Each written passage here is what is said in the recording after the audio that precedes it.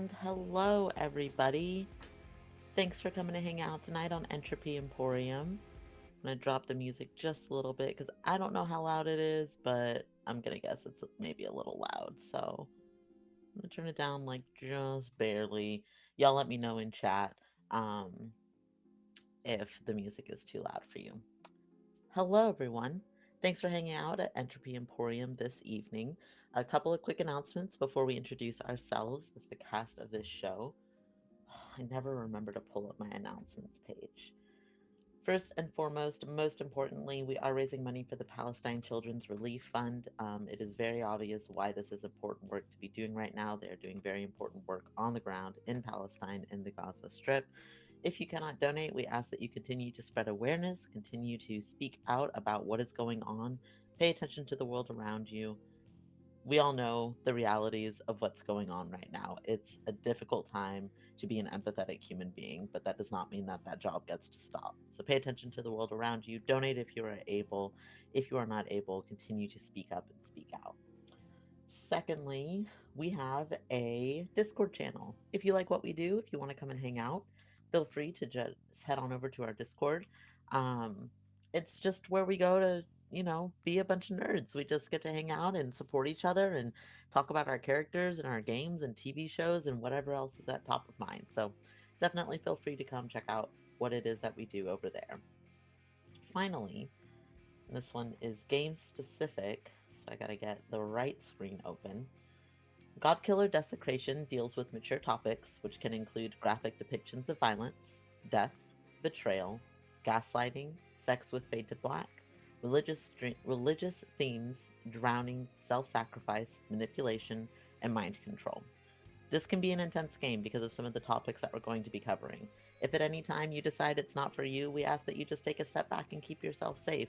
We have our safety tools on our side of the screen to make sure that everybody is having a good fun time. So if at any time you need to give yourself a break, we've got plenty of other shows on Entropy Emporium that are probably going to be much more your speed. So feel free to do whatever you need to take care of yourself. I'm going to drop these content warnings in the chat. And that is all that I have. So I would love to officially introduce the very first episode of Godkiller Desecration, titled Triumph. My name is Kian. I'm going to be your GM tonight. I get to play God, I get to play NPCs, I get to play everybody except the very, very important Godkiller. So now I would like to turn it over to my Godkiller for the evening, for the campaign. JD, if you want to introduce yourself. Hello, everyone. I am JD, pronouns he, they, and I will be playing your god killer, Talon, pronouns they, them. And I am thrilled to be here. Thank you very much. Another quick thing, this game is going to run a little bit shorter than some of our other Entropy Emporium games. There are two of us on this screen. We want to make sure that we don't overly tax ourselves. So just know that this is not going to be a super late evening with us tonight. There's still going to be a lot of content that we're going to jam pack just into a shorter time frame. With everything out of the way, let's begin. We start with screaming. And at first, it sounds like the screams of the dying. It sounds like screams of people who are being left behind, who are being forgotten.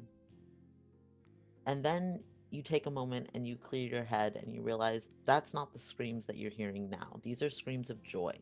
These are screams of excitement.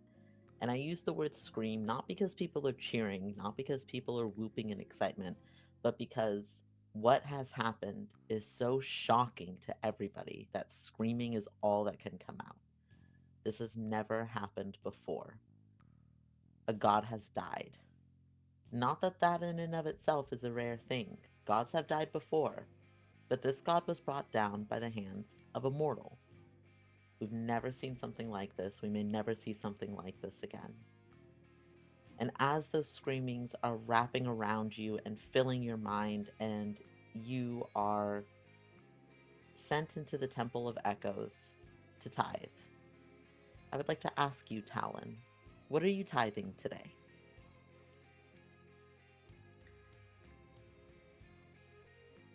At first, we do not see what Talon is tithing because it is clasped between their hands, and their hands are not large, so this item cannot be that significant in size.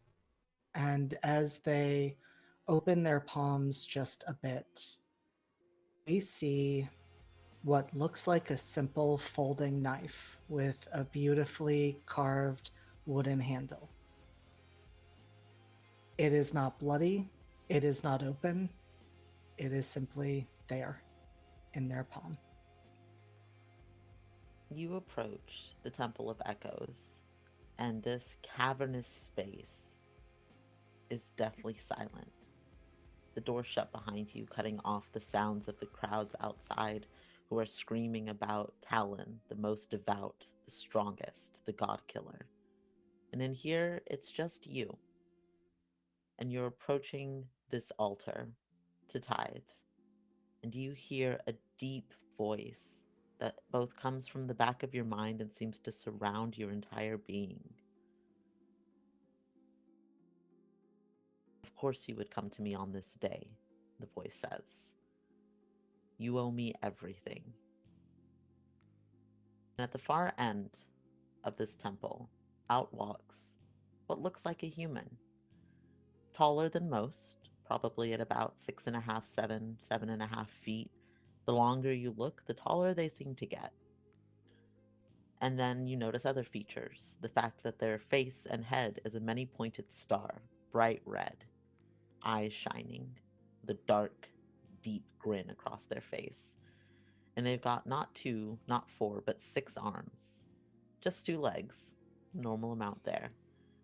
But this humanoid figure walks out, shoes tapping, on the marbled floors of this temple. Has Talon ever seen the god Kalaris in person before? I don't believe they have. I know that they have heard his voice before, but seeing him, no, this is a first. And I think there's a moment where they pause mid-step, wondering, is this one of the priests? Is this someone else who was in this space? But when they see this figure, they know this can be no one else but a god. I would like, if you are open to it, to make the first roll of the night. I would love to. Would love for us to use the feel someone or something out move. So go ahead and roll 2d6 and we'll see what happens. Oh, I'm a liar. See? The nerves are getting to me. Welcome, chat, to my anxiety. JD and I were talking about anxiety before this started. With mortal moves, you don't have to roll. I forget that. With mortal moves, it is just the conversation happening. When you try to feel out a person, place, or thing, say what you want clarity about and answer one. The GM will give you clarity you seek as they answer the other. What is it that you are wondering about Kalaris in this moment?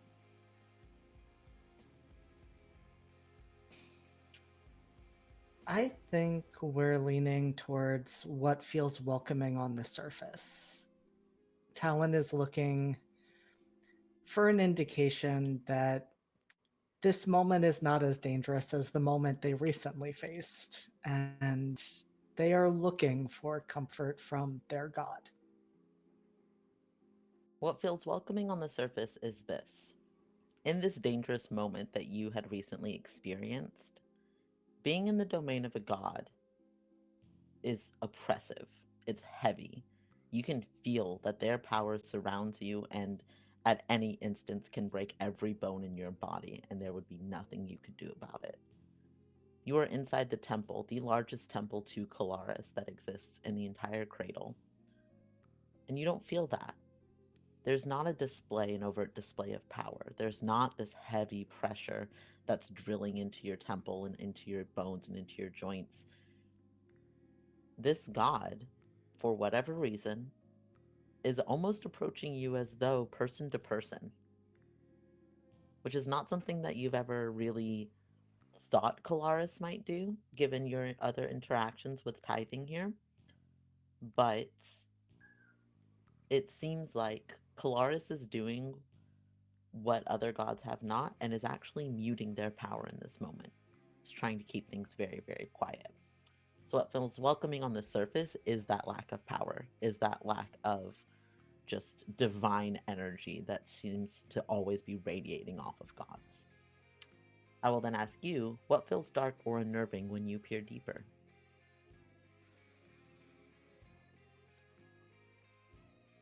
In some ways, I think that's the additional piece of the fact that Colaris is muting his powers in this moment. The recognition of, I'm not feeling that. I almost can't gauge how much power this god wields because it is being suppressed.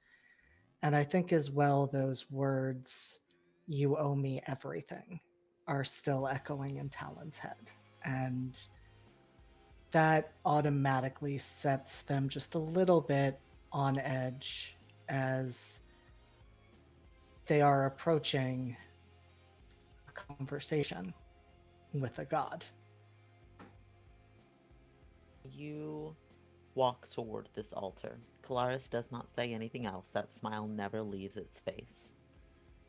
He watches you very, very closely as you are walking to the altar. And the way that it's set up is if you're facing the altar itself, Calaris is a little bit off to the left. So you don't have to approach him directly to be able to access the altar and place your tithe there.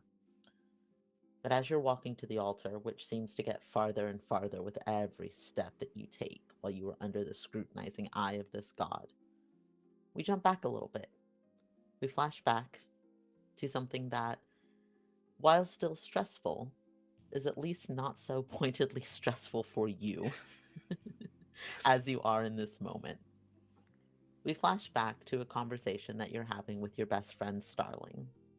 Starling, with their strawberry blonde hair tied up into two knots at the top of their head, bangs falling into her eyes because why not? That's just always how Starling looks. Doesn't matter how early he gets ready, doesn't matter how early she gets to the temple, just always looking a little flustered and a little unkept.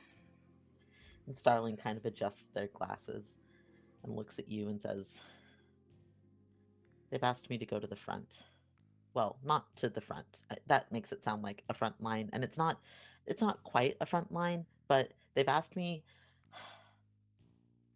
you know Okay, take about a the breath. raids. Take a few breaths. So, Okay. Okay. okay, You know about the raids that have been happening into the burial of grounds. course. Yeah, we've all heard about them, Starling. One of them is happening tonight, and they've asked me and a couple of others of us to go and intervene and just try and stop them from taking any more of the dead. I can't believe that they just grab them and take them back to Dietlan. And you know that Starling is talking about another god. Starling has this certain level of reverence when it comes to Kalaris. So to very casually throw a god's name in there, to be almost disgusted with what is happening, this is not normal for Starling, because Starling only ever talks about Kalaris with utmost devotion. But in this case, they're talking about a god outside of the one that they worship. And they say taking those bodies, reanimating them, tossing them to this god who just finds enjoyment in making puppets. It's awful. And I want to help stop it. I want to do whatever I can to make sure that it doesn't happen again, but I'm still afraid to go.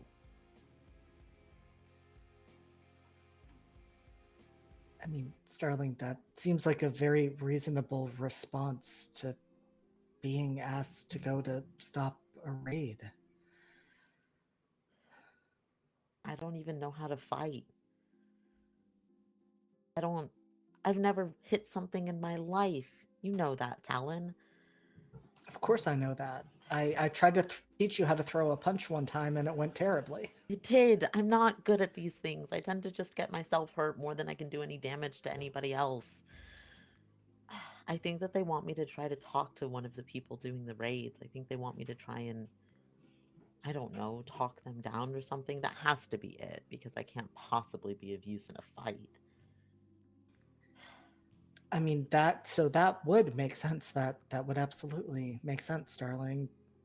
But that also sounds dangerous because it sounds like these, I mean, given what they're doing, these don't seem like people that would necessarily listen to reason.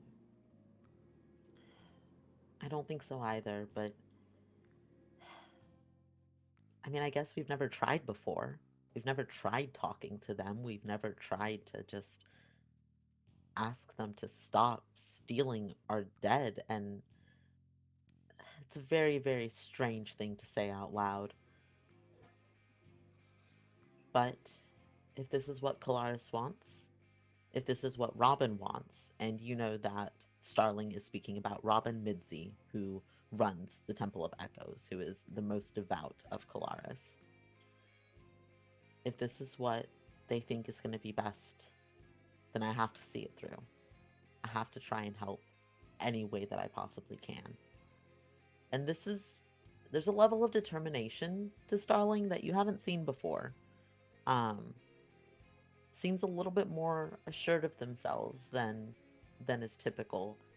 You can probably tell it's a false front. It's trying really hard to push through all of these emotions, but there is part of Starling that is reaching, however hesitantly, for confidence. And likely that stems from the faith that they have in the Temple of Echoes, in their god, in the congregation that they follow. If something happens and I'm not around tomorrow, just promise that you'll check in on my little sister. Okay, first of all, Starling, don't talk like that because that's not an outcome that we're entertaining in any way, shape, or form. I mean, obviously the answer is yes, but that's not something I want to see happen to you.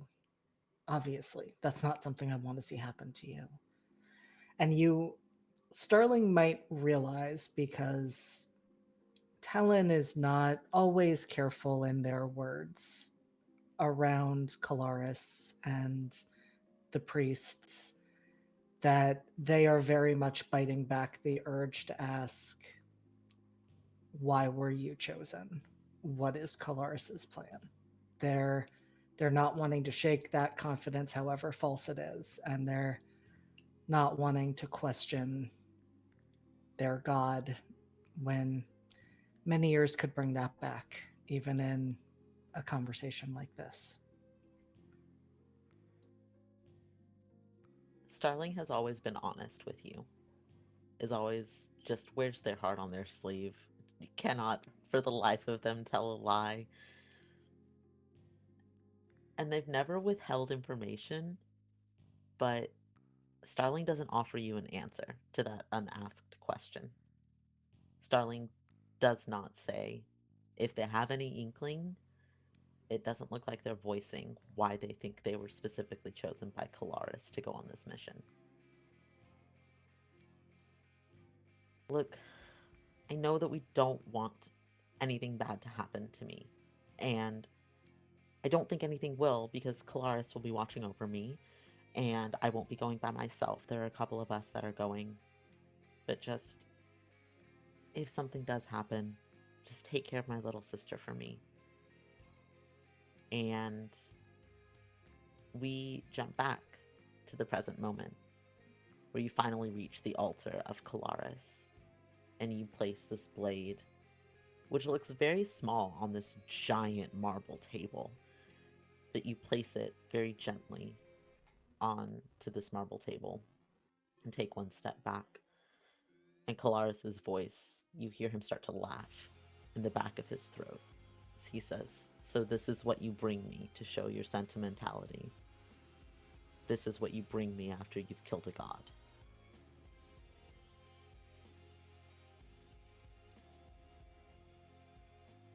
With all due respect, Colaris, what did you expect me to bring? Their heart? A piece of them?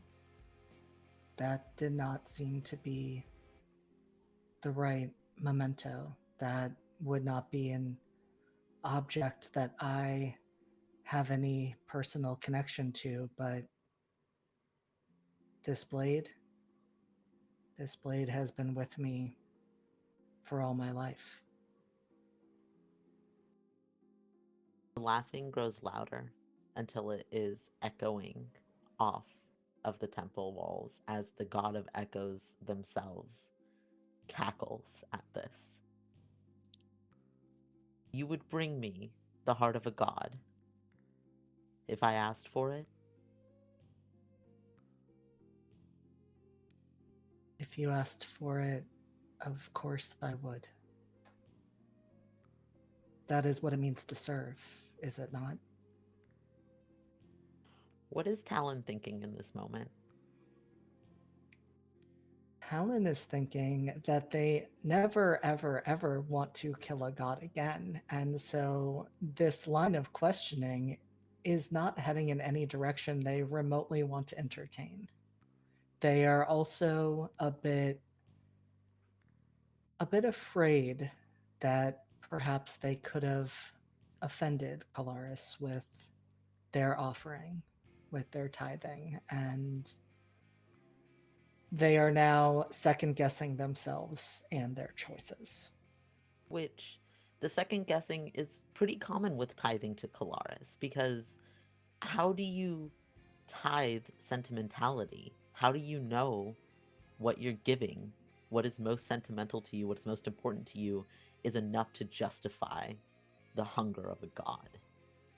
It's impossible to tell. And that uncertainty is something that Talon has been living with their entire life of never knowing, will Kalaris actually be satisfied with this?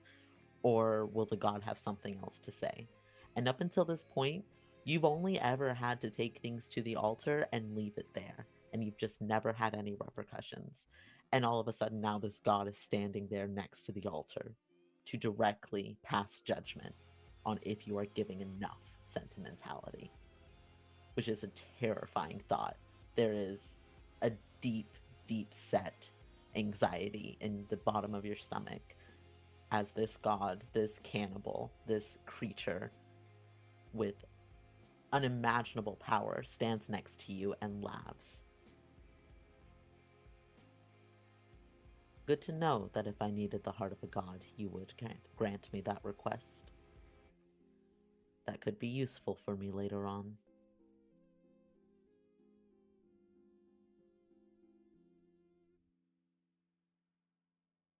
Once again, with all due respect, Colaris, violence is not in my nature. Tell that to Ditlan. And the name Ditlan, just hearing that name spoken out loud. When you were outside, people were chanting Talon, the killer of Ditlan, the killer of gods. And you were hearing that name over and over and over again. There's a different weight to it coming from Kalaris. And you are immediately thrust back in time to just after the raid when Starling approached you. And really, Starling talking to you about the raid was one thing, but returning from the raid with a request was really the start of everything. And Starling approached you and said, I've arranged a meeting with a follower of Dietlan, and I think it might work. I think maybe they'll let us ask them to stop. I think that they'll listen, but you've always been braver than me, and I don't want to ask you to do something you don't want to do.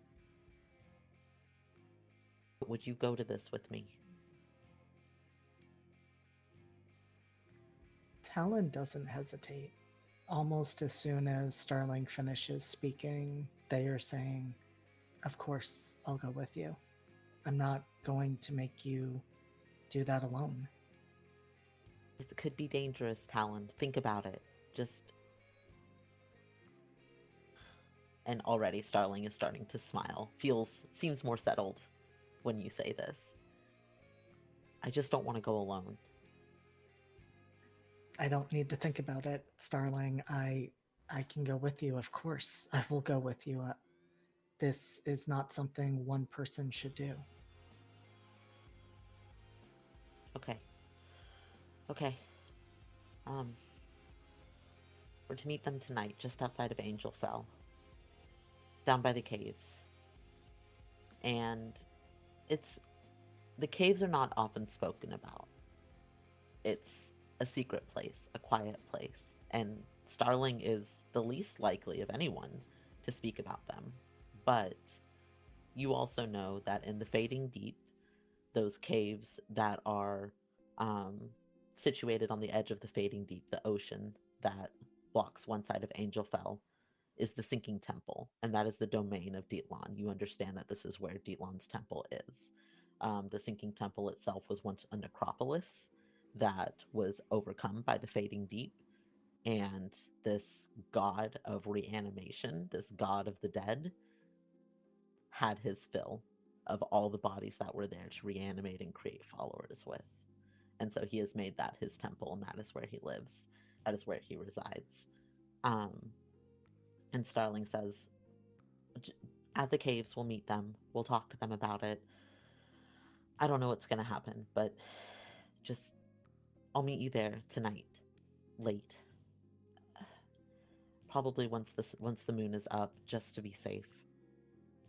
I don't want to tell Robin. I don't want Colaris to know that this is what we're doing, but I think it's a good idea.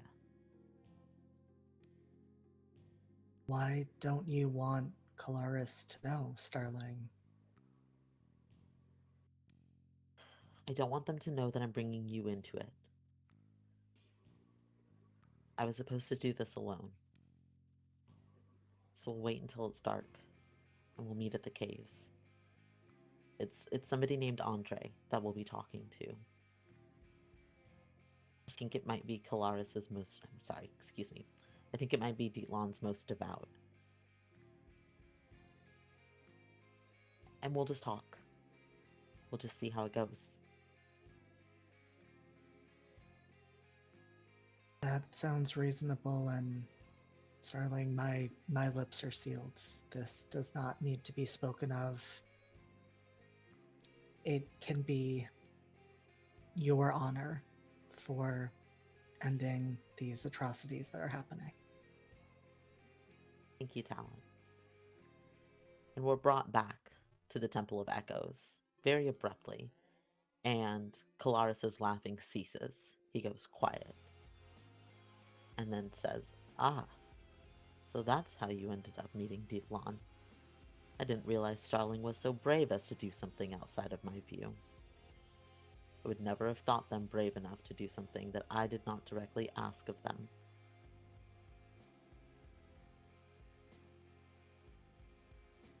You see that as bravery, Colaris? Hmm. Perhaps foolishness, perhaps cowardly. The words that you mortals use to describe yourselves is of no interest to me. But for Starling, I'll call it brave, as one of my more devout followers. I know that they try their hardest, even if their tithings are always lacking somewhat.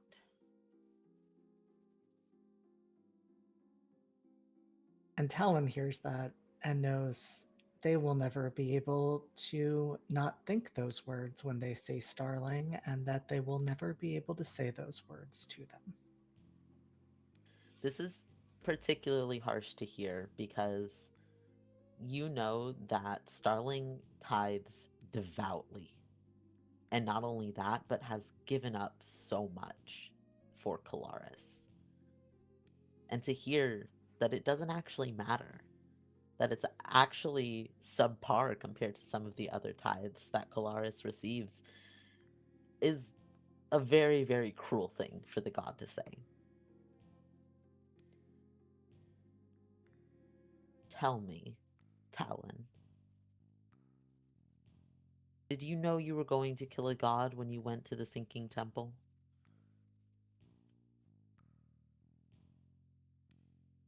Talon can't hide the look of shock that crosses their face when they're asked that. They are already shaking their head before they speak. Absolutely not. We were going there to talk. That was all. I had no intention of hurting anyone, let alone a god. There is a sudden ringing in your ears as very abruptly Colaris is in your face, looming over you, that grin still on its face, but it's starting to look like a snarl. The god is looking hungry, and not hungry for sentimentality, as is often the case. It looks hungry like it is staring at a meal. Do not lie to me, child. I'm not, I wouldn't. Colaris, I did not go there with the intention of hurting anyone. Perhaps you are a coward then. Perhaps you're telling the truth.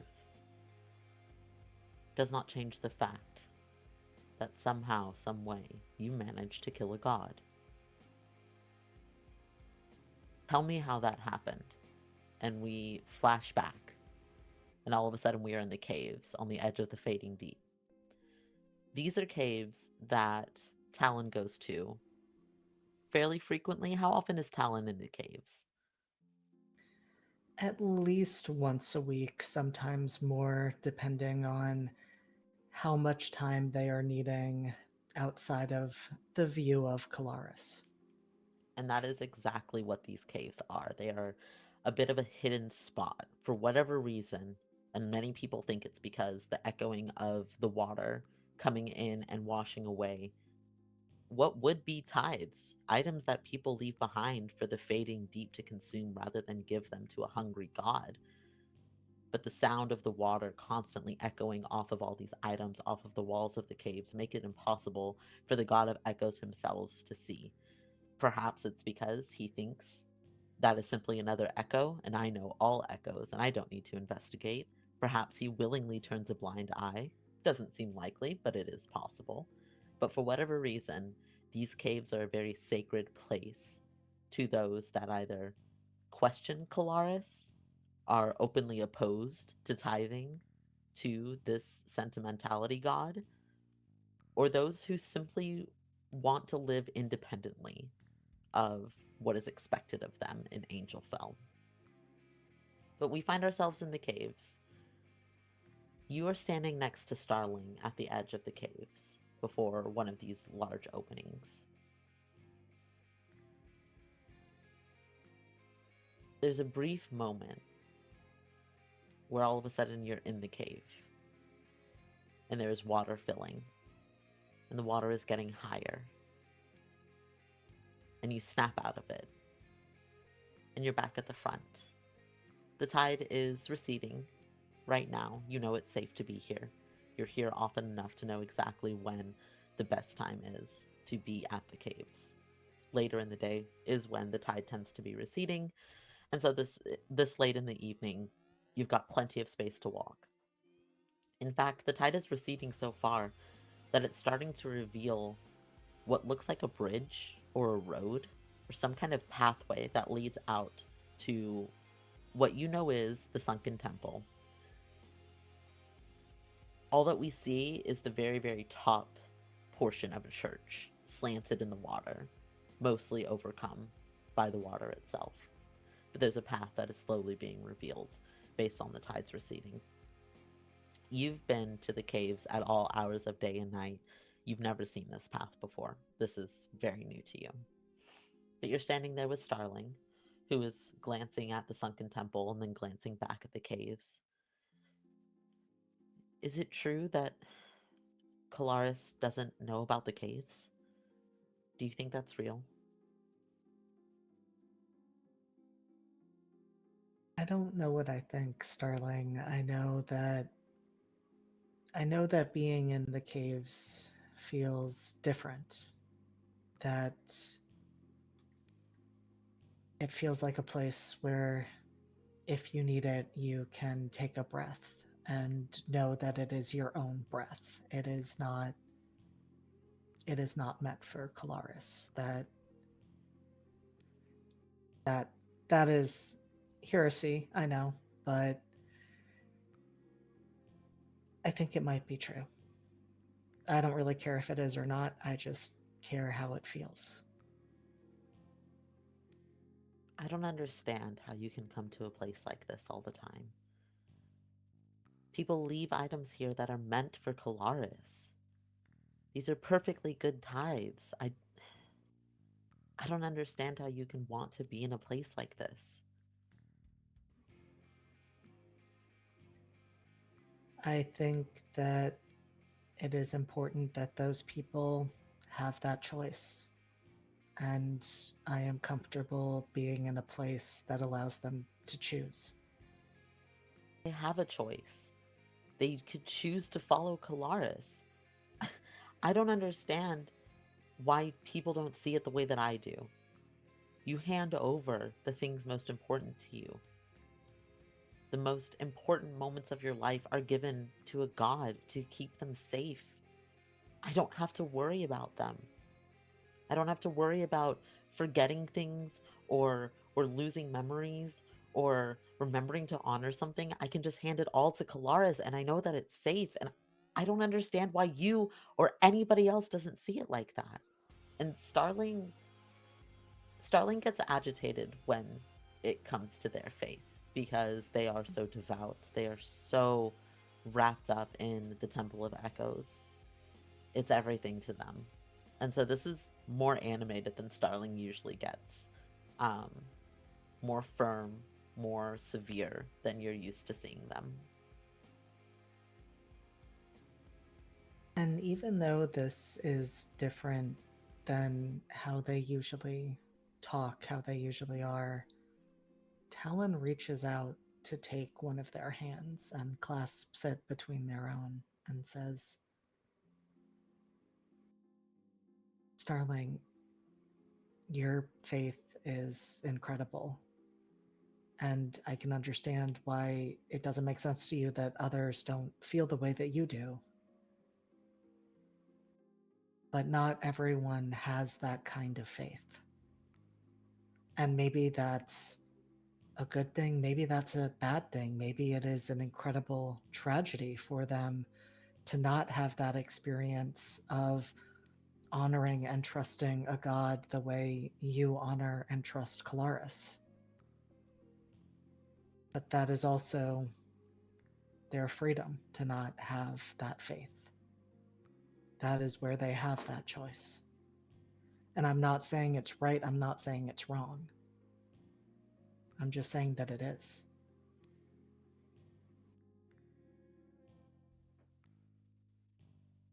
You are Starling's most trusted friend. Outside of family, you are the closest person to them. And it's proven by the fact that he's asked you to come to this tonight because with you, Starling is braver, Starling is more confident, Starling is ready to take on the world. But you see them pull back. You feel them physically start to slowly take their hand away from yours because this is a divide that they do not understand and perhaps will never understand. I'm sorry. I know that I don't need to preach to you.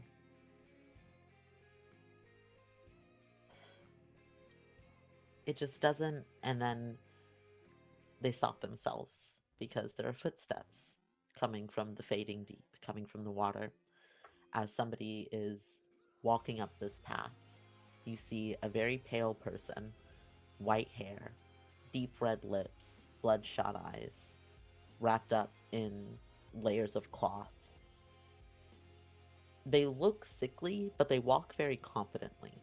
It's a bit of a disconnect. They don't look like they're having to hold themselves back, but they look unwell as they get closer.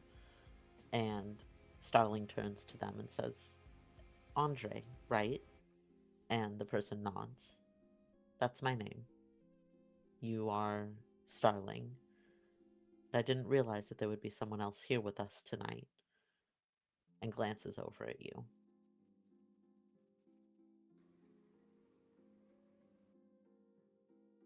And it takes Talon a moment to respond because when Starling pulled away, Talon felt their heart sink because how many other people in Angelfell have pulled away from them in a variety of ways or never gotten close to them to begin with. Starling is the person that they're realizing trusted to be there no matter what. And in that moment of Starling pulling away, Talon was left wondering what would happen if this divide grew to be irreparable. But they don't have much time to consider that because now there is this figure, and they simply nod in that figure's direction and say, I'm Talon. Starling asked me to be here. You're also a follower of Kalaris, I am. but not their most devout. And you know, at least you can guess in this moment, that Andre is not asking, are you devout to Kalaris, but rather the title of most devout, the most devoted person who worships a god is given to a title of a singular person. In the Temple of Echoes, it is Robin, who leads the entire temple itself. I am not. I am the most devout of Ditlan. I understand that you two have a request of me. And Starling opens their mouth, stops, glances at you, opens their mouth, stops again, eventually chokes out. You have to stop. You have to stop stealing the dead. We can't. The dead are all some of us have. Please. And Andre's expression does not change. And then Andre says, your dead are that important to you. And glances over at you.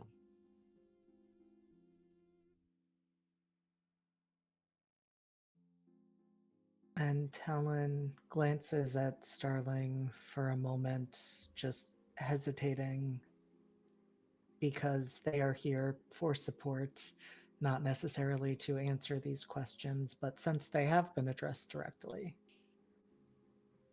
they nod. Of course they are. As she said, they are all we have left. We want them honored. We do not want them taken away. Your dead rot in the ground, while my god could make use of them. Why is that a better fate for them than what Ditlan has planned?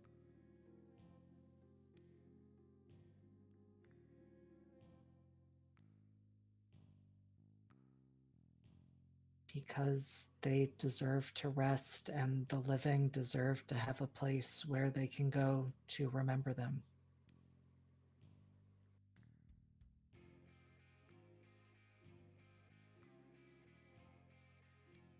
You stand by this answer?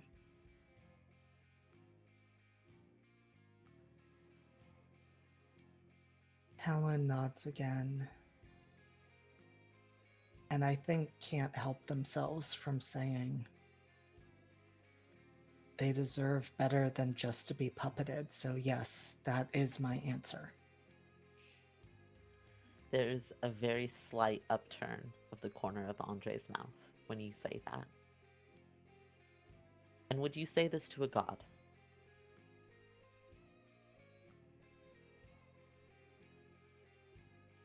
I would. Then come with me. And Andre turns and begins to walk toward the sunken temple. What do you do? In that moment, Talon realizes that they have fucked up because they said that without thinking and knowing in the back of their head that they would never be in a place, hopefully, to have to say those words to a god. And so they just freeze and look to Starling. Starling looks terrified, absolutely distraught by what you have said, by what Andre has proposed. Are we just supposed to are we going? Do we Are we supposed to go with them? That was certainly what they implied. I don't I don't know if I can do this. I don't know if I can do that. I don't want to go into another god's domain. I don't want to be that far from Kalaris. I don't want to go to the sunken temple. What am I supposed to do?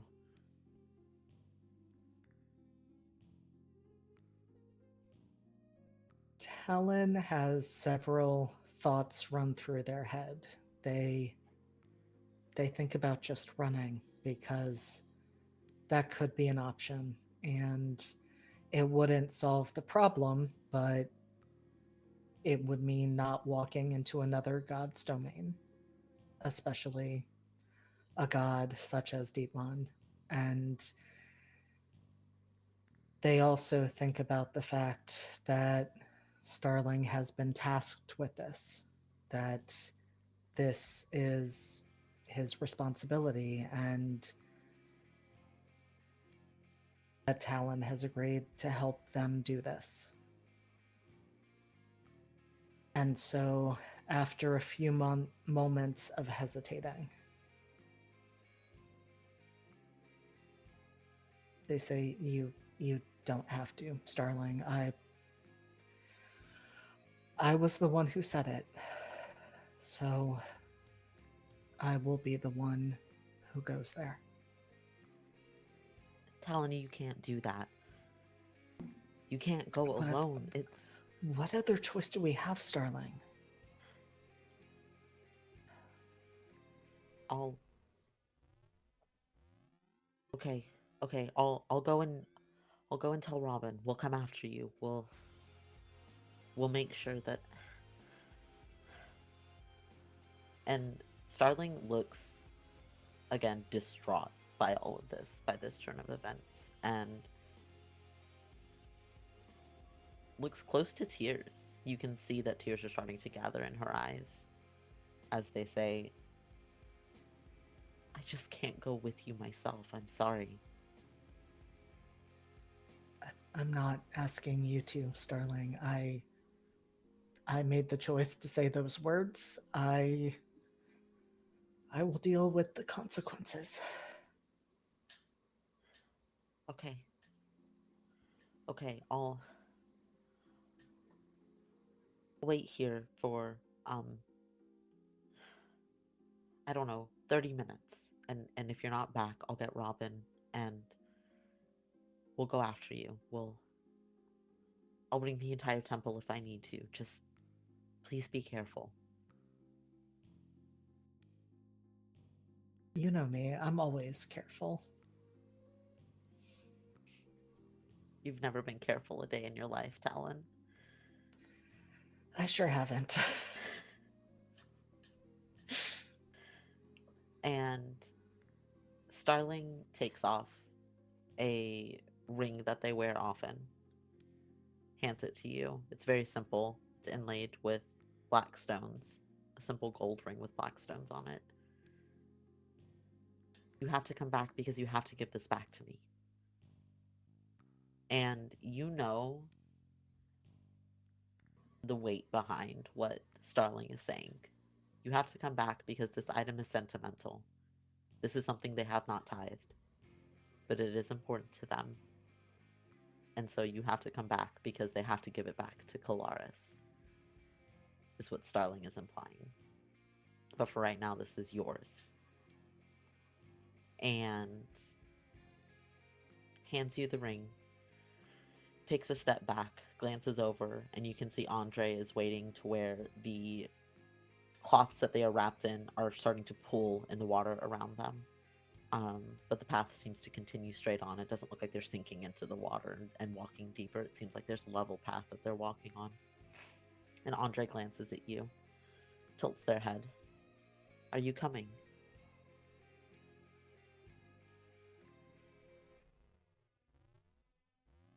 And Talon wraps their hand around the ring, slides it into their pocket, pauses long enough to very quickly hug Starling. And they don't have really anyone to ask Starling to look in on the way Starling asked them to take care of their younger sister. But they do have someone in addition to Starling who will miss them if they do not come back. So Talon does say, if things go really badly, just make sure that Sunshine is taken care of. I thought we weren't entertaining those thoughts. Or not. This is just a just in case, sort of thing. If you don't come back, Sunshine will probably try to kill me. So please come back. No, that's fair. That's very fair. Yeah, I mean, like you said, we're not entertaining that, so Yeah, I'll see you soon. okay. And you start walking. You follow Andre, who is walking on this path, waits for you to get probably within 2 feet or so, turns, continues walking. The temple seems much farther when you're walking to it than it did when you were standing on the edge of the water. And about halfway, 3/4 of the way, Andre stops and you keep walking until you kind of bump into them because you're glancing around and looking at. You're standing in the middle of the fading deep. This is not something that anybody really ever gets to do. And Andre looks to their right, and you can see that in the far distance, there's a glint of red in the ocean. And you know that the fading deep will reflect Colaris's mood at times. And that red means that the god is angry. And Andre looks and glances at the water and says, so quietly that you think maybe you're not meant to hear it, these petty gods and their petty emotions. And then they turn to you fully, so you're standing very close to each other, face to face, and looks you very, very coldly in the eye, holds your gaze, and says, aim for the mask, and then turns around and keeps walking. Do you do anything?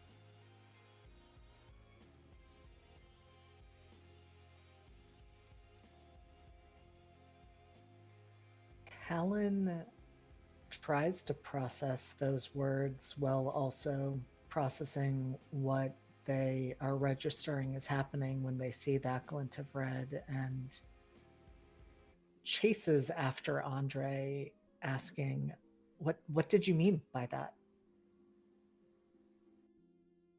By what? What you just said.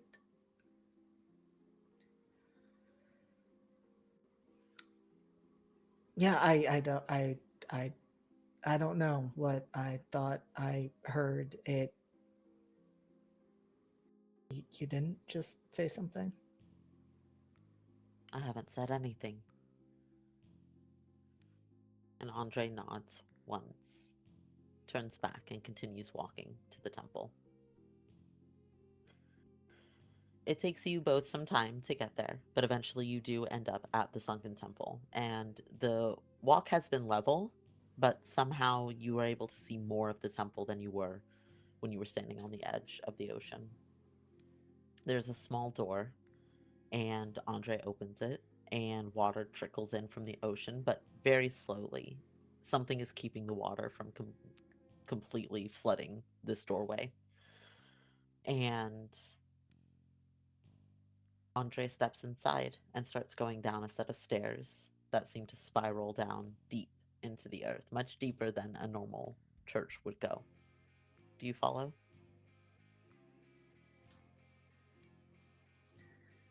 At this point, Talon does not see themselves having a choice in the matter. They are here. Andre is the only guide they have, so they will follow. As you're walking, you start to notice you kind of have to catch yourself a couple of times on the stairs. Excuse me. And there is no railing, so you're having to touch the walls. And there's a strange texture to the walls. And your hand comes back, and there's the sheen of some kind of viscous liquid on your hands that you kind of wipe off on your pants and keep walking. You trip, it happens again. Eventually, you're able to catch in a little bit of light that it looks, it's not quite blood. It's too pale to be blood. But then you glance at the wall and you realize that in the wall itself are bodies. This entire structure that you are walking in is made of bodies. And what you have been running your hands on is the muscle and flesh of these, what you assume are dead. And then you hear one of them wheeze. And you glance, and somebody looks at you with one eye visible, frantic and afraid, and whispers, "Please help me." And then Andre is at your side and says very quickly, "Pay them no mind. Remember what I said. Keep walking." And continues down What, the stairwell. what do you mean, pay them no mind? This is the way it is here. They're alive. Barely. And hopefully not for long. Keep walking.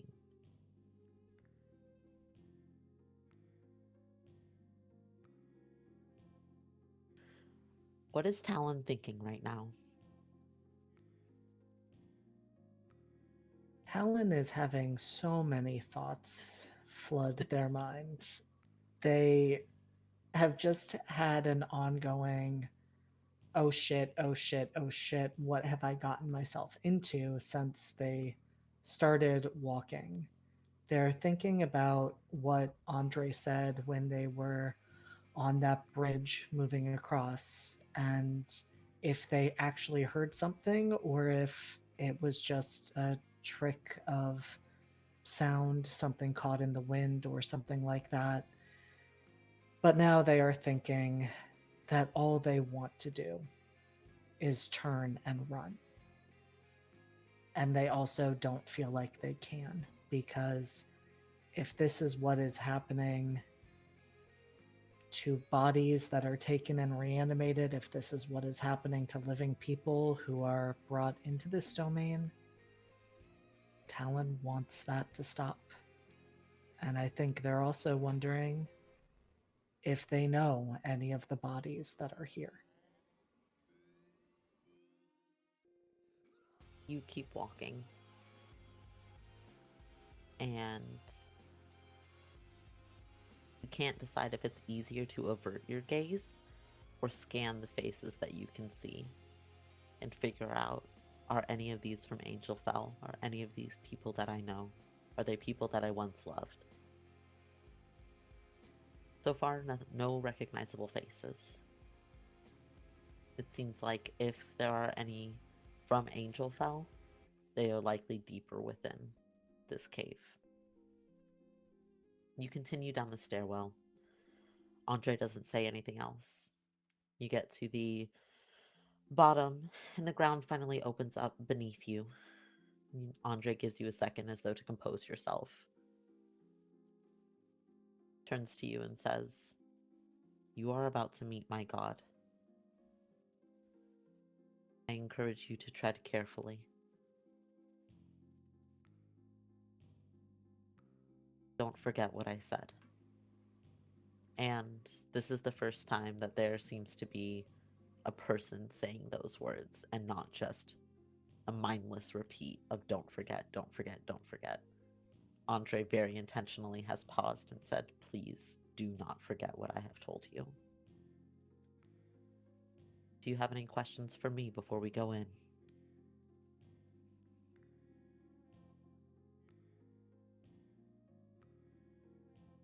And Talon is trying to compose themselves as much as they can because, well, they are about to meet a god in the flesh for the first time. And that is terrifying. And they take a moment, think about what information they feel like they don't have, which is a lot, and then stick to what they think is the most salient, immediate concern, and ask Andre, how best should I demonstrate respect?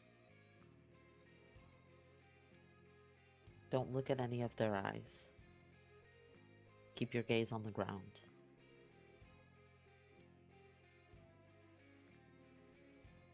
Don't be so quick with smart remarks as you were with me outside.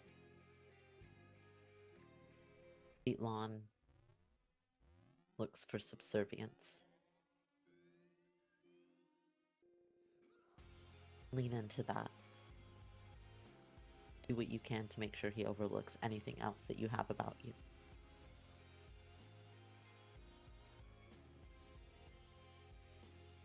Yeah, I think I can try to do that. If you believe in any god, even your own, now would be a good time to pray. And Andre turns around and continues to walk. And you take 3, 4, maybe 5 steps after, and you are brought to your knees as you feel the weight and the magnitude of this god's domain. This god of the dead who has built an entire church out of would-be followers. You are able to find your footing. Andre waits, seems to have known that this was coming. And you glance, and Andre does not look at all strained. And you start to notice that Andre hasn't looked strained the entire time. Has not seemed to breathe heavy, if breathing at all. But Andre waits, gives you a moment to catch yourself, catch your breath, get back to your feet. It takes you a minute to be able to really understand how to exist in this space.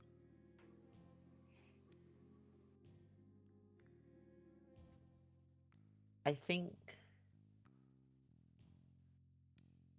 if you're open to it, I think that this would be a good time to use a move, a divine move, called Recognize a God. I think that makes sense. Okay, and now I know the difference. You do get to roll 2d6. When you want to recognize the signs or influence of a god of the cradle, roll 2d6, add 1 for each true statement. You're in or near their domain. Absolutely, you are in the domain of Ditlon. You're familiar with their gospel. Are you familiar with Ditlon's gospel? Do you think that Talon would have done anything to No, expose themselves? absolutely not. Okay. It'd be bad if you didn't know. You just asked, how do I show respect? I think it would be bad if you didn't know. So go ahead and roll 2d6 and add +2. All right. That is a 10. Okay, that is an overkill. You realize your divinity is actively trespassing against them right now. You get to your feet. You start walking.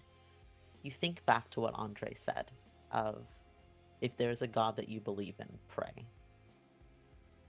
And you don't think of Colaris, but you do think of one god that has brought you comfort. One god that was there for you when you needed them to be. and that is Actos, the god of grief, the god of mourning.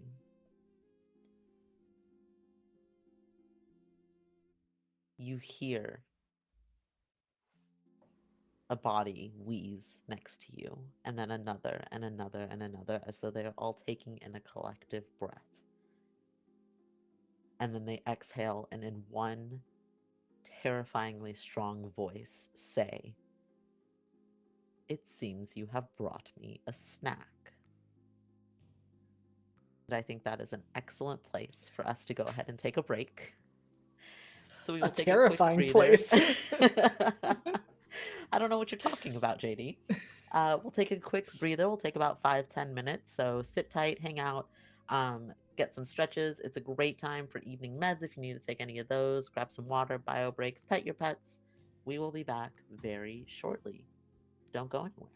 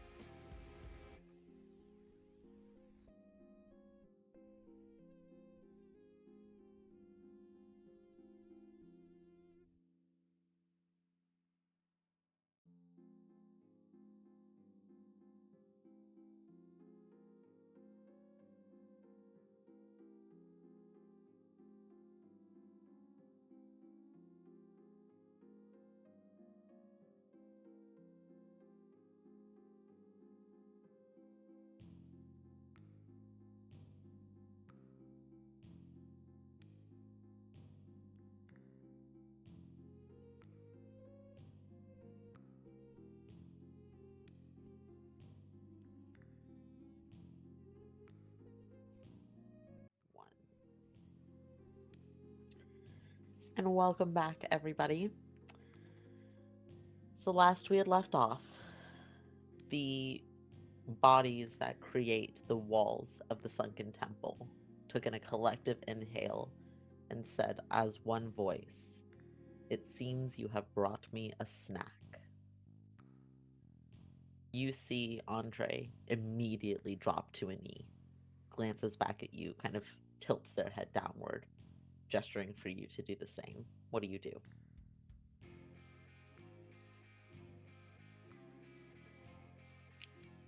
My mind is screaming at me because my mind is saying, you do what you have been told to do.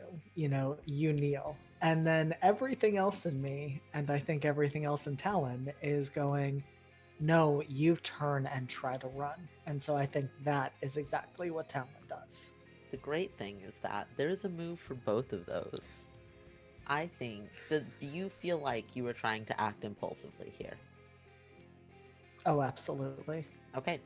When you act impulsively, describe the emotion that drives you in answer one. The GM will tell you something you didn't notice until now as they answer the other. What emotion is driving you right now?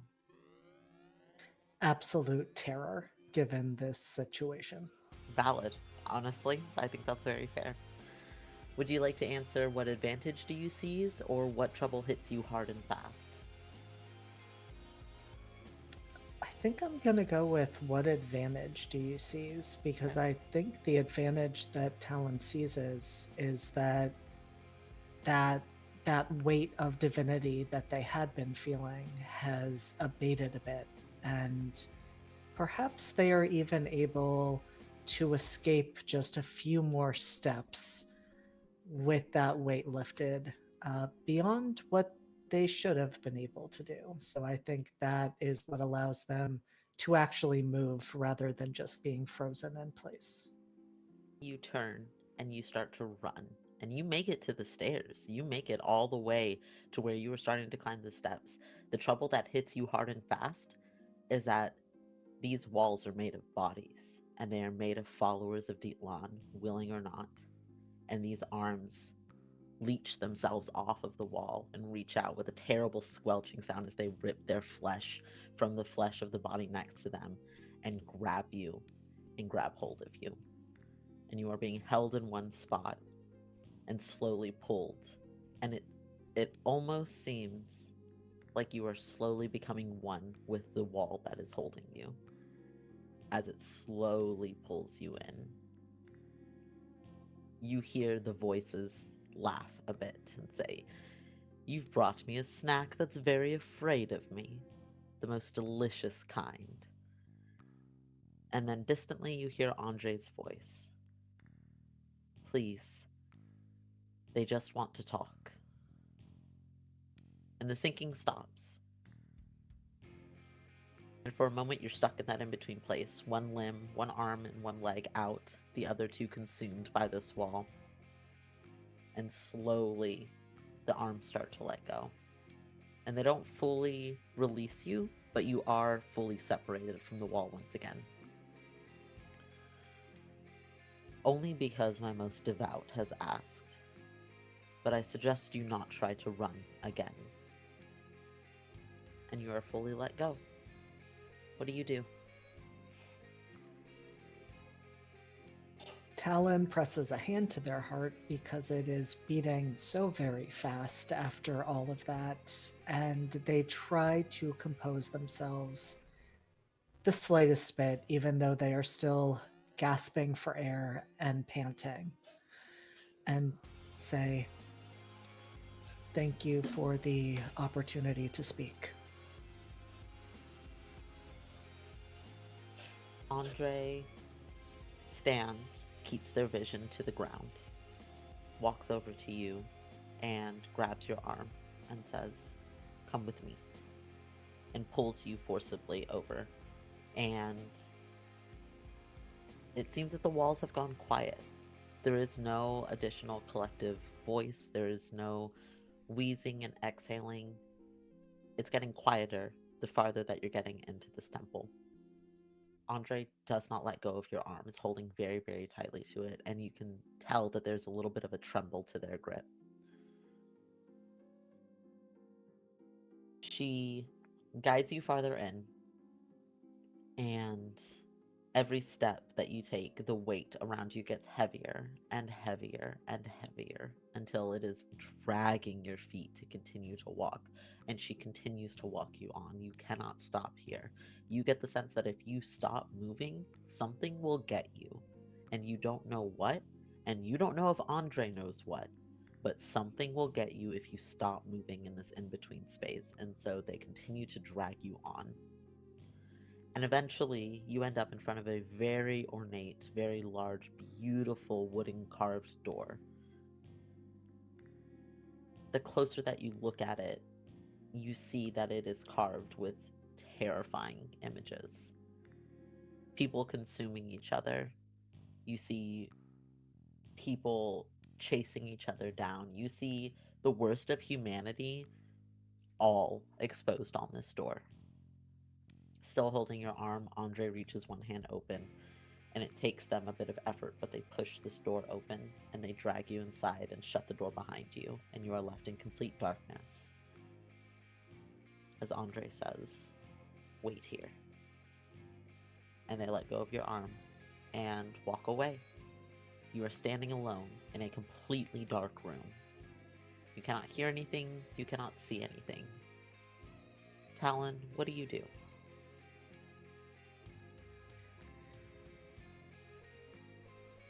Talon stands where they have been left. They keep their eyes locked to what they're imagining is the floor. They're not entirely sure, but Andre had said to keep their gaze down. And so, even though they can't see anything around them, they are following that instruction and they try where they can to fill their mind with other things. I don't think that's immediate. I think, for the first minute, that feels like 5 or 10 in that space of darkness. They are more focused on what will they actually say when they see this god. They're trying to run that through their head so that they do not make another foolish or impulsive gesture at that point. But as that darkness just feels deeper and deeper around them, feeling like they've just been left in a void, they try to fill their mind with other things. They think about home, they think about Starling, they think about sunshine, and they think about those quiet moments that they found in the cave, the way the water sounds as it moves along the rocks and takes away the items. They try to fill this space with some sort of sensation, even if it's a feigned sensation, so that they're not just left with nothing. You are grappling mentally to find things to ground you in this moment, when all of a sudden you have to kind of blink your eyes because there is light around you. And it's when that light shines so brightly out in the darkness that you're not ready for it, that you have to kind of close your eyes, slowly open them. Even training your eyes on the floor, this light is very bright. Andre is lighting candles very quickly, but the first one that they lit is the brightest of them, and it sits at the far end of the room and seems to illuminate this entire space. Continues lighting other candles, going through the motions. Um, Starts on one end of the room, works all the way around in a giant circle, and ends up back next to you, lighting the last candle, and says, "Look at me." And when you glance up, you don't know Andre. You don't know them really from anybody. You've met them. They've been here for some of the most terrifying moments of your entire life, but you don't actually know this person. Um, but you think that they might look a bit afraid as they say very quietly, without moving their lips, Do you remember what I told you?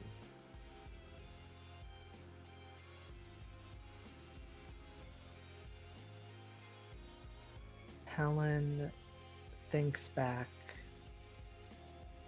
There is almost a moment where the urge to repeat those words to clarify them is there, and then they think better of that and just nod and do not say anything else.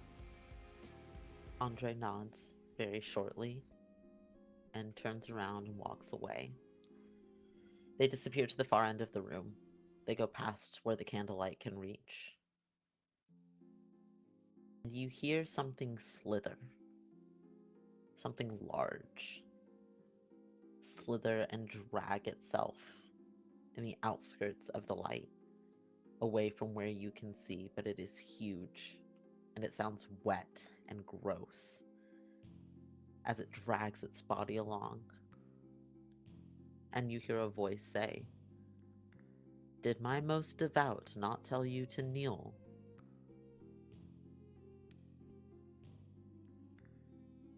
And Talon very quickly drops to their knees and says, "My apologies for not following that instruction." Hmm. Terrified as you are, at least you're not stupid. Stupid snacks are very useless to me. And where are you looking right now? At this point, kneeling, Talon is looking just at the floor right in front of them. All that you see on the edges in front of you is a shadow, and you hear this thing stop moving, but you see that the shadow continues to writhe and dance, almost moving over itself over and over again. Are you afraid to look at me?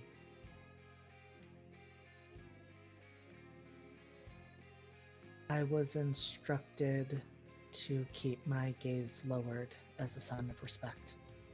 That is not what I asked. And you feel the weight get heavier on your shoulders. Are you afraid? Yes. Good. Pick up your gaze, mortal.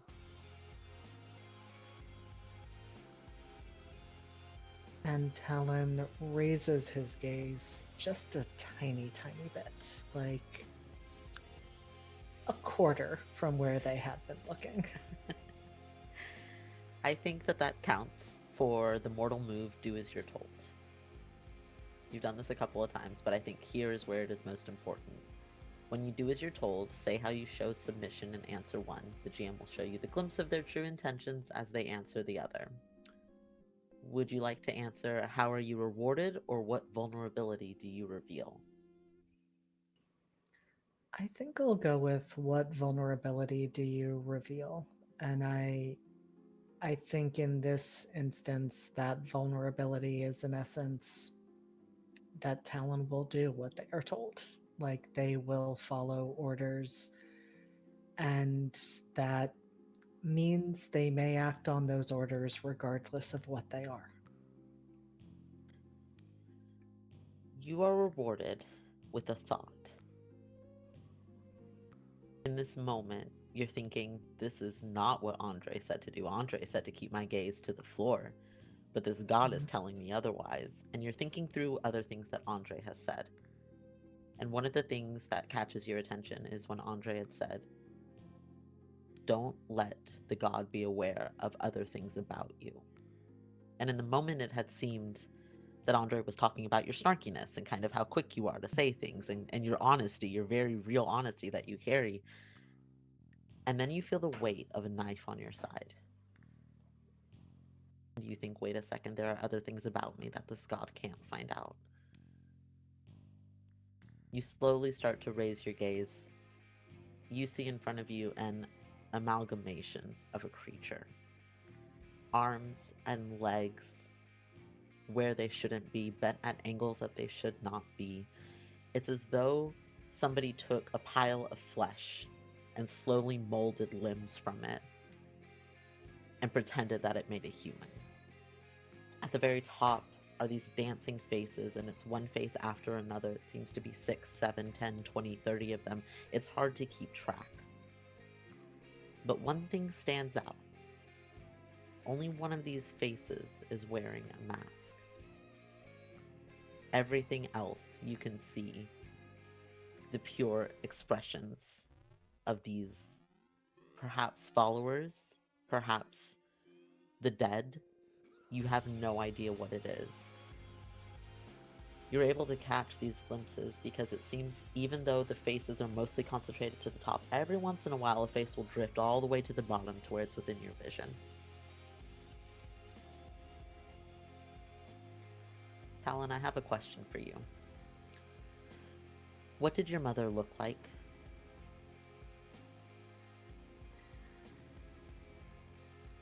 My mother was tall for her gender. She had the same long black hair that Talon has. In fact, he keeps the style pretty close to what her hair looked like. The difference, most notably, is within the eyes. Her eyes were blue, as were Talon's once upon a time, though now their eyes are an amber that was not there when they were younger. But his mother was pale, tall, willowy, but strong.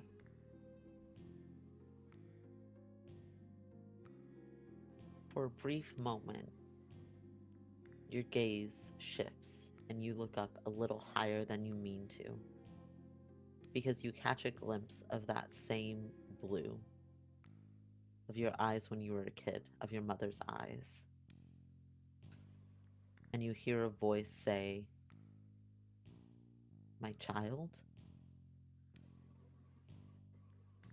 And very quickly that face disappears and is pulled back into this mass of writhing bodies.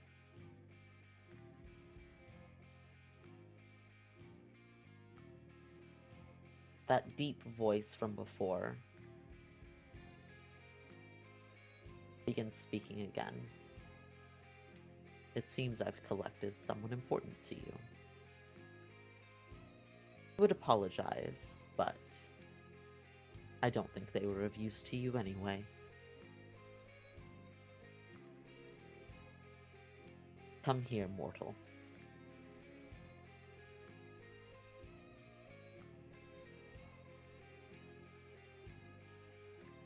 When Talon caught sight of their mother, they rose up, kind of preparing to stand, but just barely managed to hold themselves back, remembering once again what had been said about not revealing all of themselves. And recognizing that this is a piece of information that might be meaningless to Dietland, but still, the less information given, the better. So they're holding themselves back, but barely, because there is so much anger in them. This was something that they knew was possible. It's why they are here. It's why they wanted the raids to stop, because they do not want anyone, themselves included, to be in this position of having a family member unable to be at their resting place and to be used in this horrific way. But they are trying so hard not to say those words out loud, at least as long as they're able to suppress it. So they are just gritting their teeth and not saying anything as they get to their feet and follow Dietland's instructions. You stand, you take one step, and that pressure returns tenfold and drops you back to your knees. And you hear that voice laugh as Dietlon says, crawl.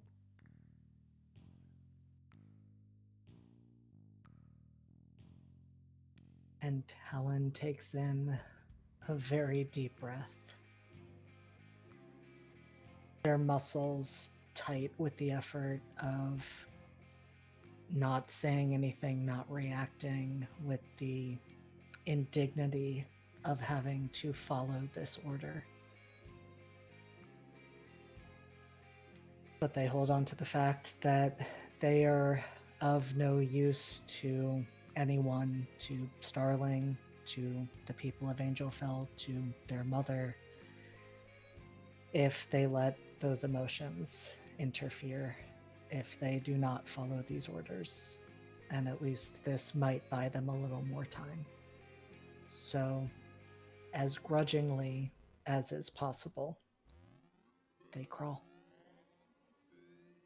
Dietlon begins to laugh, and it is uproarious. It is entertained. This is a god.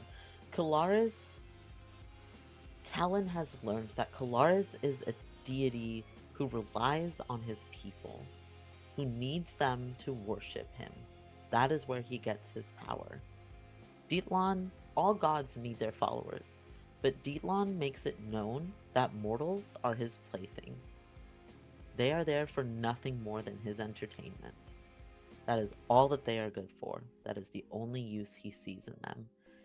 And as you crawl and you approach this god, in this domain so far from any that you have ever known before, one long spindly arm reaches down, wraps around your entire torso, and pulls you up until you are level and points you to where you can make eye contact with these constantly changing faces. Occasionally, that mask flits through and shows up and then disappears once again. Occasionally, you see your mother's face in that group, and every time she looks more haggard, more terrified, constantly searching, trying to make eye contact with you before she disappears again into it. And then those faces start to slow until there's maybe only 3 or 4 of them. And they're sitting and watching you. Are you afraid? Caitlin asks.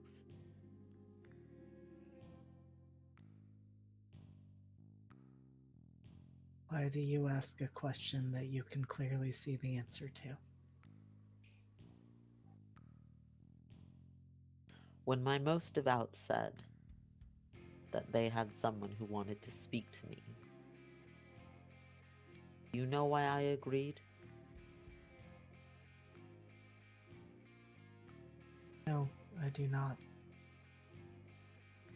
Because I thought that surely a devout of Kalaris would be tasty.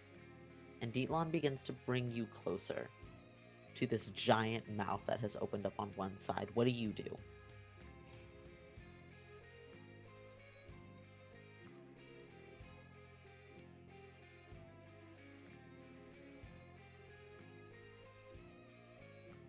Talon panics and says, wait.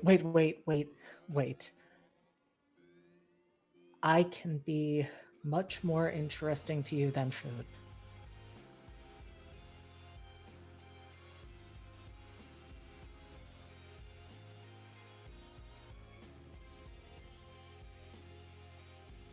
Would you say that you're trying to tempt fate here? Do you think that we're at that point yet? Yeah, probably. When you tempt fate with your actions, say what perilous feat you're trying to accomplish and roll 2d6. Add 1 for each true statement. At this time, you're trying to convince Dietlon that you have use. A skilled ally is lending you a hand. You do not have any allies in this space right now. You have no other options. Do you think you have any other? Does Talon think that they have any other options? I think they do, given the message that they were given from Andre and the realization that they have a knife on them. So Okay. yeah, I think they are aware that there's more options than this. Okay. You are far from any god that wishes you harm. You are so close to a god that wishes you harm. So roll 2d6, do not add anything to the roll. Okay. That is an 8.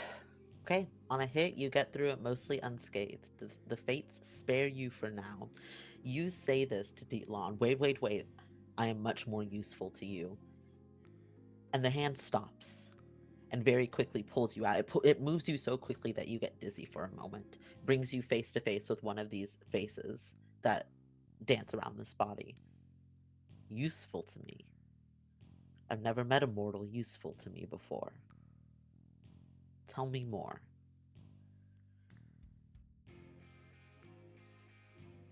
I can tell you so many things. I mean, so many of the mortals that you're encountering are already dead, and it is much different with one who is alive. But I have no doubt that I could be much more interesting to you as I am a follower of Colaris. There are things I know that I'm sure you would love to know and be interested in finding out. You would tell me secrets of the God of Echoes? I'd be willing to make a deal.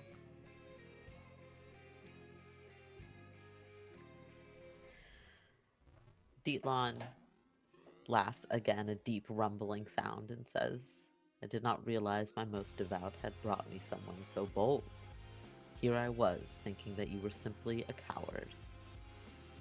Tell me, mortal, what deal would you make with me?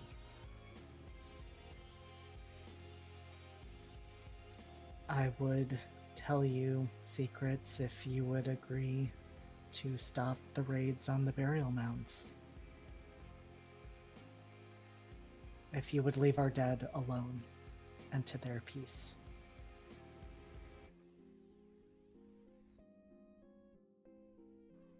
I gotta look at something really quick.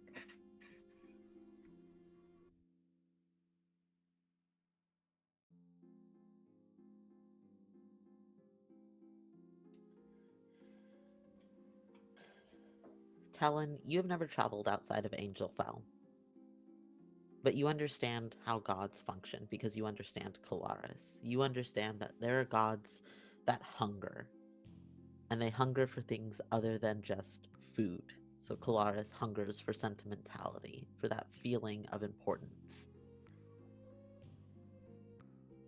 You also understand that gods, all gods, are cannibals. That is the way that they are. They would consume each other if given the chance. They are always trying to one up one another. And right now, you have placed Dietlon in a position where he must consider, am I more of a cannibal, or do I hunger more for the flesh of mortals? You have pinned a god in a corner between his desires, which I think is a beautiful thing to have done. I want to make sure that there's not a move. Well,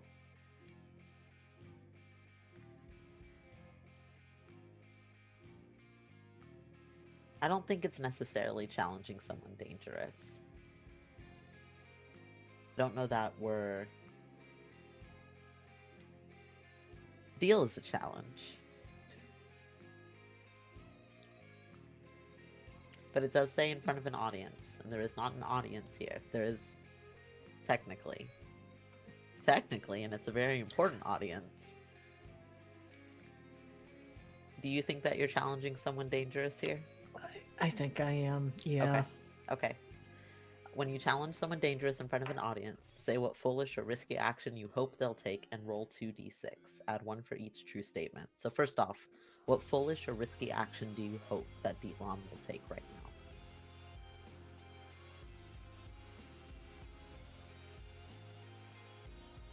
I think Talon is hoping that Dietlon will accept the deal and I don't think they necessarily recognize the potential severity of that deal, but there is enough awareness of this would be separating a god from one of the things that gives them power. So I think what's hard is there's definitely the flip side of that, which is Talon desperately hoping that that is not where this goes because they're going to be the one backed into a corner soon enough. Absolutely. Um, so for the add one for each true statement, they care about your opinion. Dietland does not care about your opinion here. They think they're stronger than you. Absolutely, they think they are stronger than you. The crowd is on your side is an interesting one because you are surrounded by followers of Dietland, but I think that you've seen enough to know that there are lots of people who do not follow Dietland willingly. They are not here because they want to be. So I would say yes, the crowd is on your side. So roll 2d6 and add 2.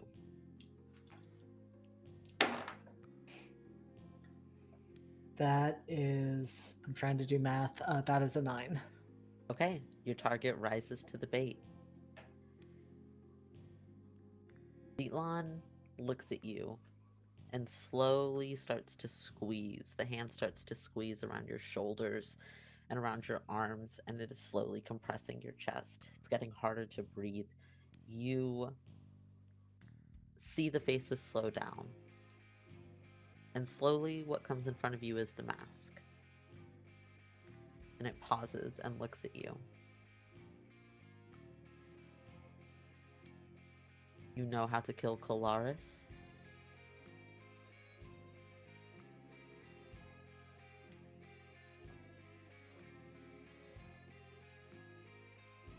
And that definitely makes Talon freeze. And they start to shake their head. They can't stop themselves because, of course, they don't know how to kill Kolaris. They've never seen Kolaris. They know none of these things. Are their arms free? In my head, the way I'm picturing it is that the fingers of this hand kind of come across your shoulders and then two more wrap around your midsection. So I will leave it to you if you feel like you would have an arm free or if both of them would be tucked in to that second set of fingers. I don't think they have an arm free. Okay. So Okay. they stay still and just acknowledge that that is not a secret that they can give. Ditlan begins to laugh once again. Then what could you possibly tell me that could be of use? And you are thrown across this temple, launched across this temple. Your body slams into one of the pillars here. The wind gets taken out of your lungs as you slowly slink to the bottom and you're lying there coughing on one side. You can hear Dietlan starting to slither over toward you. For a god, he doesn't move very fast, but he's so big that it feels much faster than it actually is. That he's slowly slithering toward you. What do you do? Talon reaches for their knife.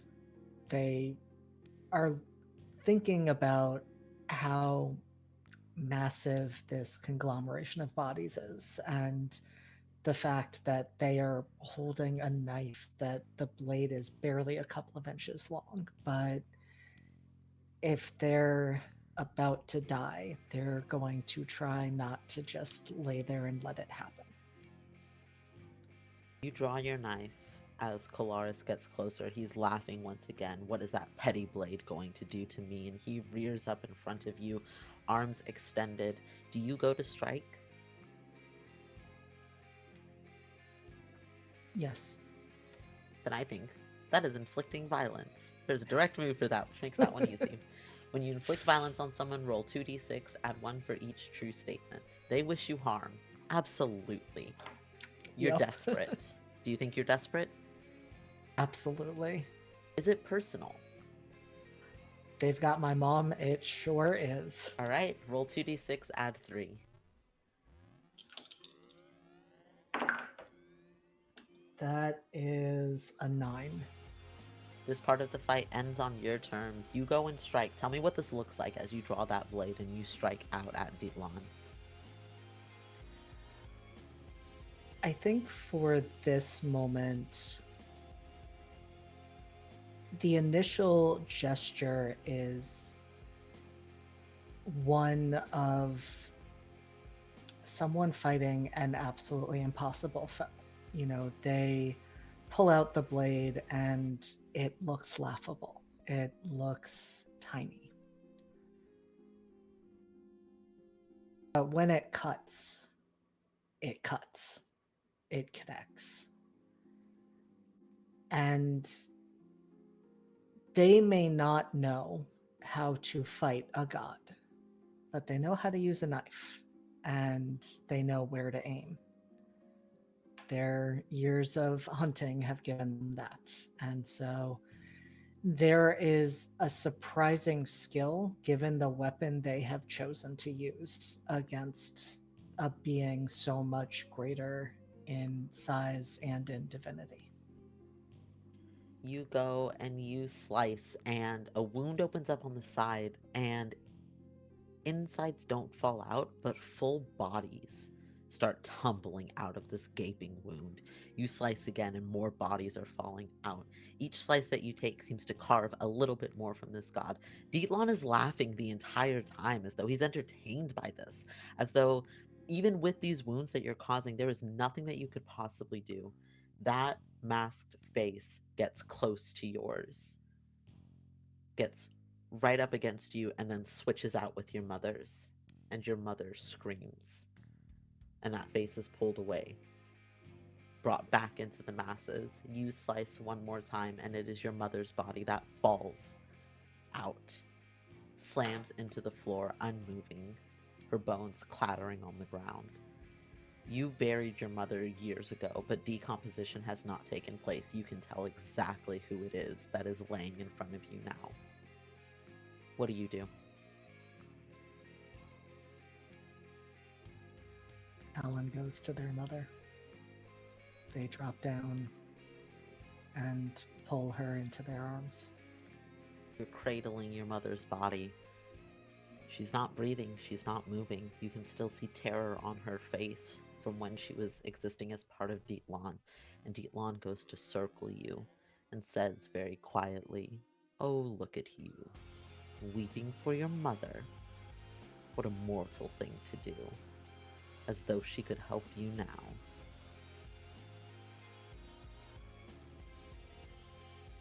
That's what you don't understand about mortals. I'm not asking her to help me. Oh?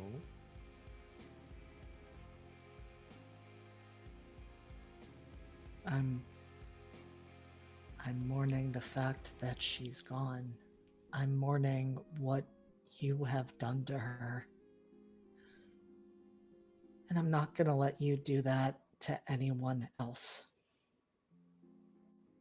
Dietlan gets down to your level. There are still bodies falling out of these wounds. Each one sounds heavier and louder. And there's so much life bleeding out of this god who is laughing at you. And that masked face shows up once again and gets right up in your own face. Do you think you can stop me, mortal?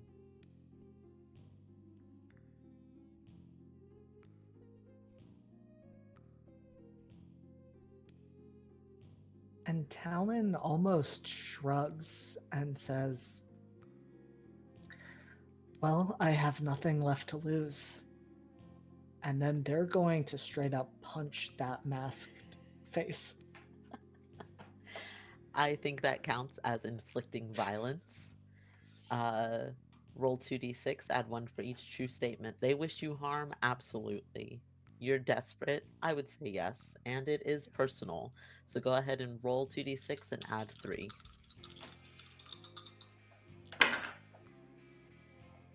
That is an 11. Oh, on an overkill, you lose yourself to righteous fury. The GM tells you the costs of your divinity. You just cock back your fist and swing, and it hits this mask square.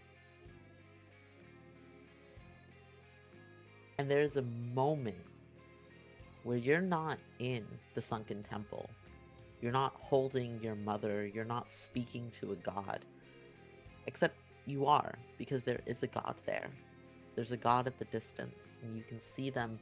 You only know them because they've been with you before. They're completely shrouded in a cloak. The wind is blowing. You can see that it's a humanoid figure beneath as the cloak shifts around their body, but you can't see a face or any expression. And they're holding their hand out.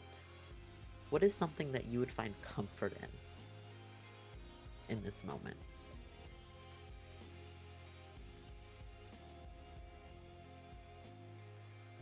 In a lot of ways, the comfort would simply come from companionship, from not being alone, from the presence of another.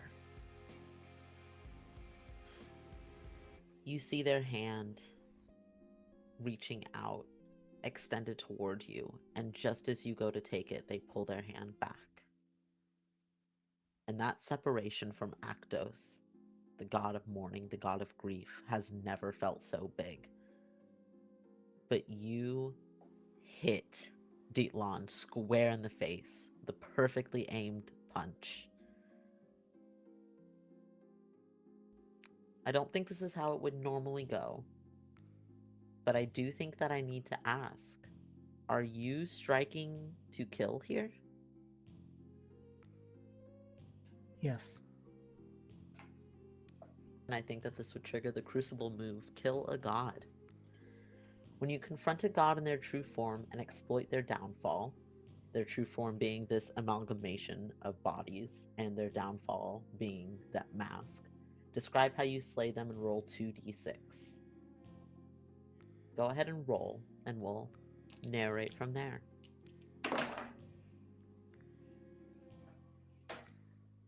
That is a 10. On a strong hit, their death transforms, liberates, or shields an aspect of the cradle. Describe what and how. You strike, that mask shatters. I will tell you instantly, the walls around you start to scream and sigh in relief. There's a cacophony of sound around you as all of the bodies that make up these walls, all of the bodies that have made up Dietland, all seem to come to life for one brief moment before everything goes quiet. I will let you narrate how their death transforms, liberates, or shields an aspect of the cradle. What do you think changes in the cradle because of Dietland's death?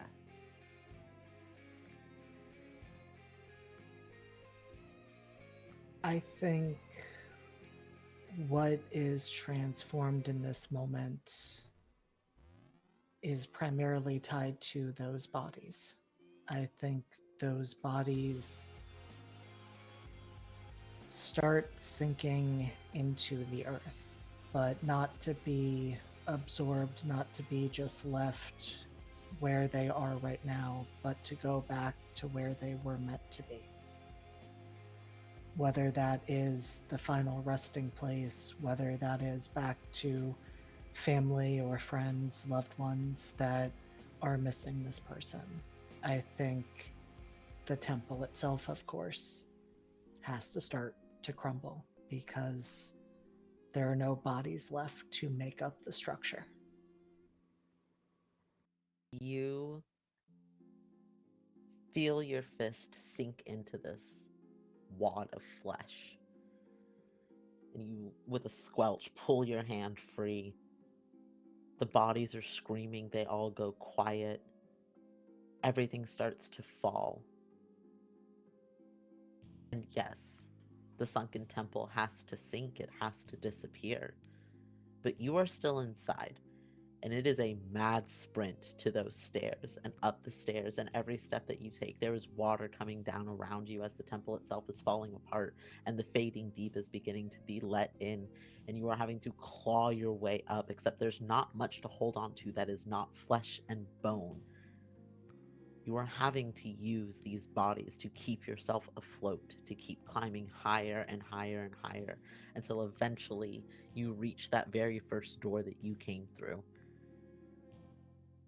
You are out of the sunken temple.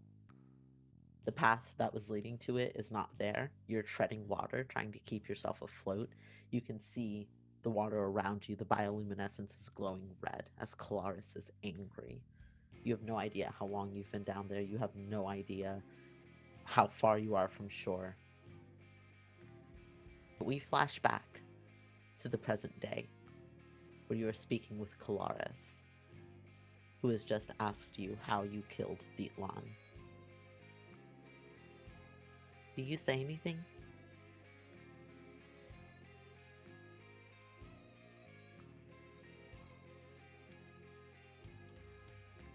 Talon says,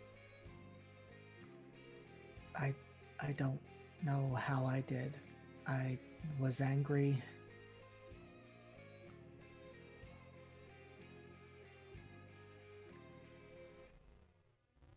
I didn't think I could kill him.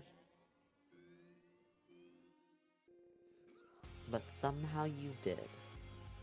Somehow you brought a god to his knees, to his death.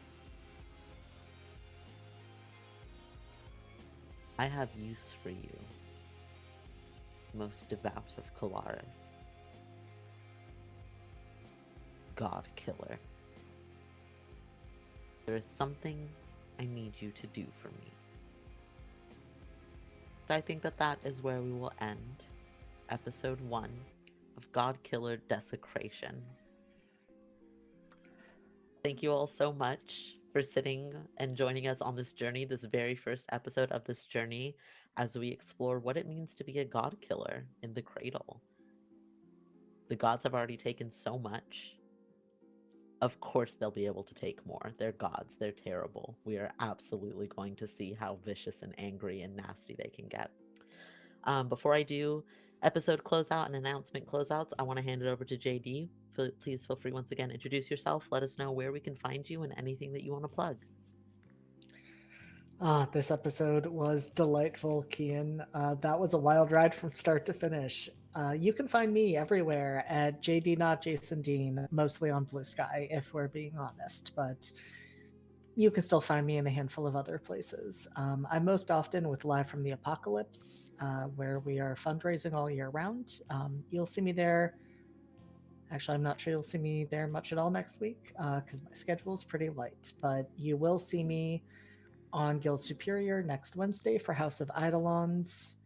And then I'll be back here for Godkiller. But yeah, next week's actually a pretty quiet week. So best thing to do is follow the socials. That's where projects tend to be announced and all of those things. Thank you kindly. And of course, my name is Kian. I have been God today. I have been the GM for this game. As far as where you can find me next, I think next week is also a quiet week for me, but every other Tuesday I'm here on Entropy Emporium for They Call Us Villains. Every other Monday I'm here on Entropy Emporium for Fall of the Ashen Throne. Every other Wednesday I'm on High Shelf Collective for Beacons of Farlight. Every other Thursday, Friday, and Sundays I'm quiet. And then of course we'll be back next week for our next episode of God Killer. I've got a couple other projects coming up that I can't announce yet. One of them I'm getting to work with JD on as well that I'm super excited about. We're doing a recording soon. So keep an eye on social media. Uptight dash chiffon on Blue Sky is where you can find me. I'm trying to think. Oh, Entropy Emporium stuff because I forget to do that. Monday, Follow the Ashen Throne. Tuesday, They Call Us Villains. Thursdays, God Complex, our Go by Moonlight actual play GM'd by Will. Fridays, Weird Wild War, our D&D 5e actual play GM'd by JT. And then coming up in the future, we have rescheduled our finale of Blooming in the Rot, our Invisible Sun actual play, so keep an eye out. That will be coming to you. I promise it's going to take us a little bit of time, but we will get that finale to you. we are going to send a raid over to Transplanar RPG because Connie Chang is who created Godkiller. It is such an honor to be able to play this game. Go ahead and we're going to send y'all over there. Be sure to message in the chat, send them a couple of things, make sure that they get credit for the views. Um, but yes, other than that, catch us next time here in 1 week for the second episode of God Killer Desecration. See you next time, everybody.